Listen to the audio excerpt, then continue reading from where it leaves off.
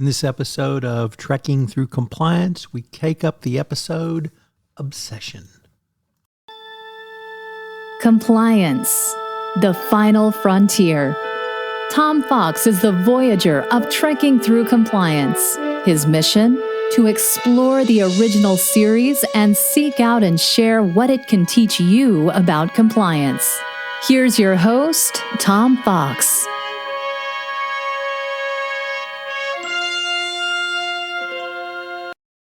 Trekking Through Compliance, Episode 42, Obsession. In this episode of Trekking Through Compliance, we consider the episode Obsession, which aired on December 15th, 1967, and occurred on Stardate 3619.2. Story synopsis. After beaming down to a planet to examine titanium deposits, Kirk notices a sweet honey-like odor. He recognizes it as something he encountered 11 years ago and orders the security guards to scan for chromium and fire at the gaseous cloud they may encounter. 2 security guards are killed by the gaseous creature after it removes the red corpuscles and feeds on their hemoglobin. Kirk, Spock, and Ensign Rizzo survive, but Rizzo has much of his hemoglobin removed and must be beamed back to the Enterprise for treatment. Kirk becomes obsessed with the destruction of the creature, which has killed half of the crew of the U.S.S. Farragut, which was Kirk's first deep space assignment.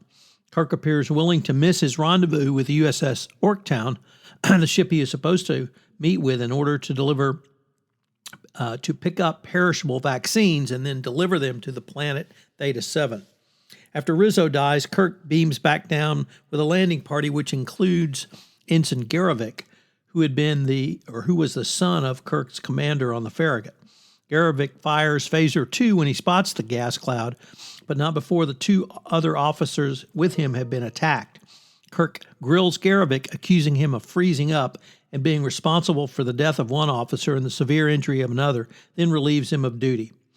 Reading the log file of the Farragut incident, Spock learns that Kirk's obsession is fueled by the fact that he was the one who froze 11 years previously, and he has blamed himself for the deaths of half of the ship's crew ever since.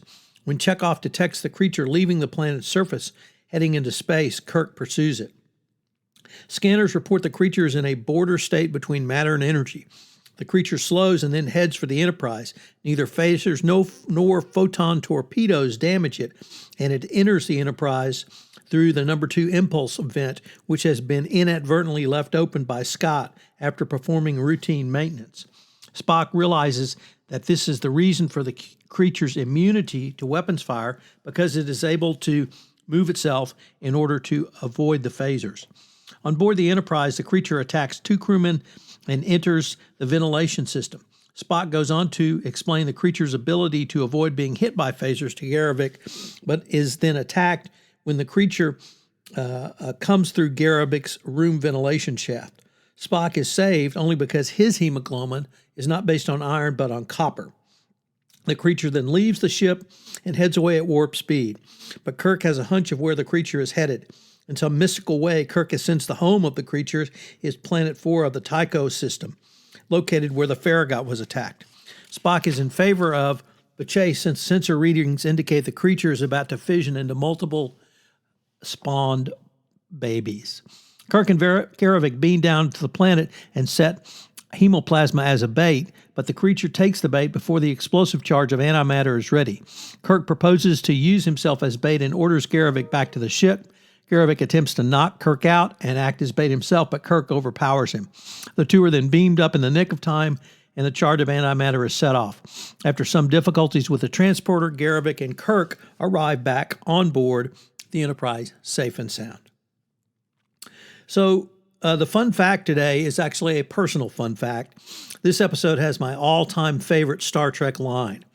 After the creature attempts to attack Spock and is actually repulsed, Dr. McCoy says to Spock, "That green blood of his left a bad taste in the creature's mouth." Spock replies, colloquially expressed, but essentially correct. I've used that quote for 50 years. It's one of my favorite quotes of all time. In this episode, I want to talk about the remastered Star Trek, the original series DVDs, which of course are also now available to stream online. Obsession was the 65th episode of the remastered version of the original series to air, premiering in syndication on April 2008. Aside from the standard CGI replacement footage of the Enterprise, this episode most notably featured new effects shot of the planets Argus X and Tycho 4, as well as revised footage of the choronium cloud creature and the Enterprise's phaser fire into it while it was in space. One piece of the new footage added was a shot of the crater left of the antimatter blast on Tycho 4, shown at the end of the episode. This replaced the stock footage of the Enterprise traveling through space. This episode is the only one out of the entire series on Netflix that does not use the remastered version, but it does have it on Paramount Plus if you have that series. If you've never checked out the remastered versions, you should do so. I, of course, have all of them on DVD, being the fanatic that I am, but they're also on Paramount Plus going forward. So check out the remastered versions of Star Trek, the original series, for some great updates in the visual effects. So what are the compliance takeaways from this episode? Well, first, in part of the episode, Dr. McCoy becomes very concerned with the obsession of Kirk to kill this creature. And he conducts a very informal hearing as to Kirk's mental state for an entry into his medical log on whether Kirk is fit to continue. McCoy asks some very direct questions. And as a CCO, sometimes you have to speak truth to power. There hopefully are not going to be many times where you have to be Dr. No from the land of no. But if someone is going to engage in conduct which puts them at risk or the company at risk for criminal prosecution or civil liability, you have to put your foot down and you have to say no. This is always a difficult discussion for many chief compliance officers, particularly when your only other real option is resignation, although I suppose you could become a whistleblower to the Securities and Exchange Commission. That has now been recognized as an acceptable principle. So sometimes you have to take a stand, and sometimes you have to say very firmly, speak truth to power. Number two, what's the root cause analysis of a problem? Here, Spock does some, I would say, preliminary investigation, but he finally, through a root cause analysis, basically in his head, comes to the understanding of how the creature is able to avoid both phaser fire and photon torpedoes. The creature is a permeable gaseous state, but it's also energy. So it can allow these energy forms, and that's what these weapons are, advanced energy forms, to pass through it. And finally, you've got to train for crisis management. The Ensign Garavik froze just briefly when he first saw the creature, and you have to be trained and ready to aggressively pursue an enemy, particularly one like this who can move incredibly fast. So crisis training, do it before the crisis arrives, so when it does arrive, you won't be scrambling to try and train for it. Join us tomorrow when we take up the episode Wolf in the Fold.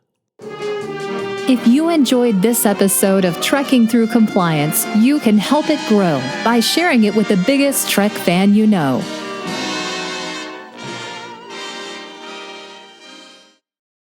This podcast is a part of the C-Suite Radio Network. For more top business podcasts, visit c-suiteradio.com.